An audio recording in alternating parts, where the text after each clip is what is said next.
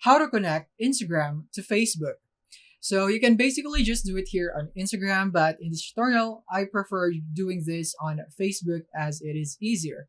So basically what you want to do first, you want to make sure that your Facebook and Instagram account that you would want to connect is already signed in here into the Facebook and Instagram app on the device.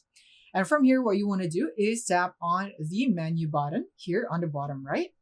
And from here, tap on the settings icon here on the top right. And from here, tap on Account Center, and then you want to tap here on Profiles, and tap on Add Accounts. And then once you tap on that, it will now say that you would need to sign in, and tap on Continue.